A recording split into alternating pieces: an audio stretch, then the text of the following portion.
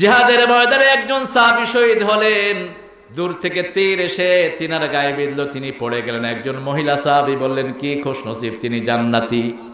রাসূল সাল্লাল্লাহু আলাইহি ওয়াসাল্লাম শুনেই বললেন, কাইফাত আলিম, কিভাবে জানলে সে জান্নাতি? মহিলা সাহাবী রাদিয়াল্লাহু আনহা বললেন, ইয়া রাসূলুল্লাহ, আমি কি বলবো?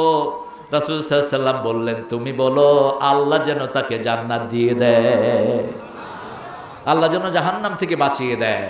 আমরা কেউ জাহান্নামে যেতে চাই না, ঠিক কি না? এই যদি পাশে আগুন লাগে আপনারা কি করবেন? কি করবেন? আপনারা কি দাঁড়িয়ে জিজ্ঞেস করবেন বাড়িটা কার দেখ, এটা বলবেন কেউ?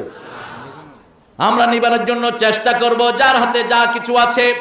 এই জন্য সব নবীরা সবার জন্য দোয়া করতেন। পড়েন, রাব্বানা আতিনা ফিদ দুনিয়া হাসানাতাও ওয়া ফিল আখিরাতি হাসানাতাও ওয়া কিনা আযাবান